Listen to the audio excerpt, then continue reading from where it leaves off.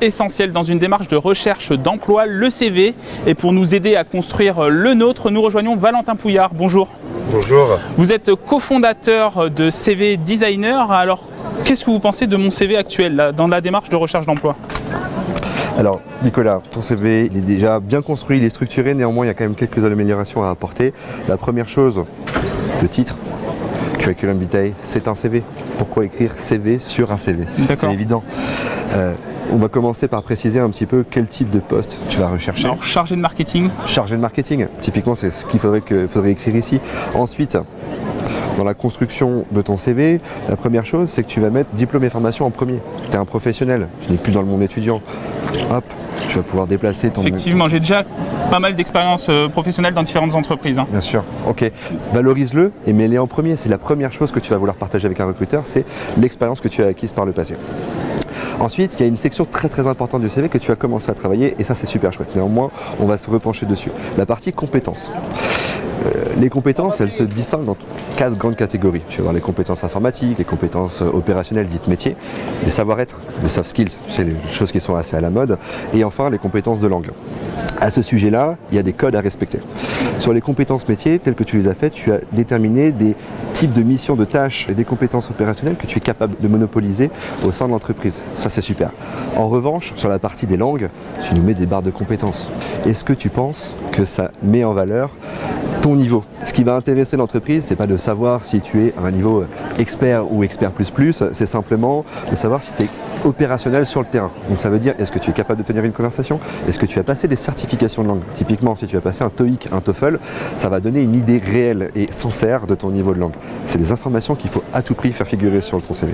D'accord. Concernant ce que vous aviez dit, le savoir-être, les atouts, vous c'est plutôt atout. Sur votre site, quand j'y suis allé, c'était vraiment distingué comme atout.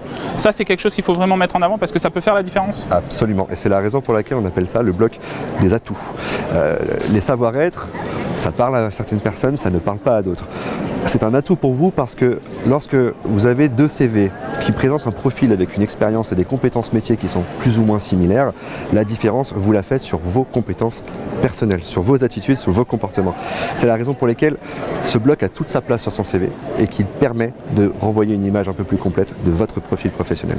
Alors ça c'est sur le fond, maintenant sur la forme, si on doit reconstruire, repenser mon CV, comment ça va se passer? Et vous avez justement sur votre site internet, on peut vraiment l'aménager bien correctement. Donc le principe de cvdesigner.com, c'est de se créer un compte gratuit dans lequel on va vous proposer des modèles de CV. Rien de plus facile pour construire son CV que d'avoir une base sur laquelle on va pouvoir très facilement passer d'un modèle à l'autre. L'objectif, c'est de vous faire gagner du temps sur la mise en forme de votre CV et de pouvoir réorganiser les informations pour donner un vrai sens, conformément à votre objectif professionnel. Donc on peut aussi changer complètement la forme et être un peu plus, avoir un CV tendance. Exactement. Ce que tu me disais, c'est que tu es sur un poste de chargé de marketing. Le marketing, c'est de la communication, c'est donner envie aux gens de lire, de découvrir ton produit. Sur le CV, ça doit être la même chose. Donc donner envie aux recruteurs de regarder ton CV, ça veut dire aussi mettre en valeur, en fonction de la forme, quelque chose qui est un petit peu plus séduisant. Voilà, et en fait, finalement, on peut arriver à ce genre de choses.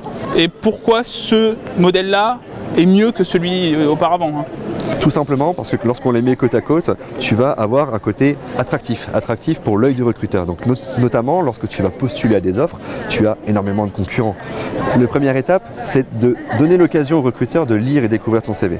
Ensuite, c'est au niveau de la lisibilité des informations, mettre en avant des contrastes par rapport aux typologies de police, par rapport aux couleurs. Ça va donner une aisance de lisibilité tout en soulignant les vraies forces de ton profil. Merci Valentin Pouillard.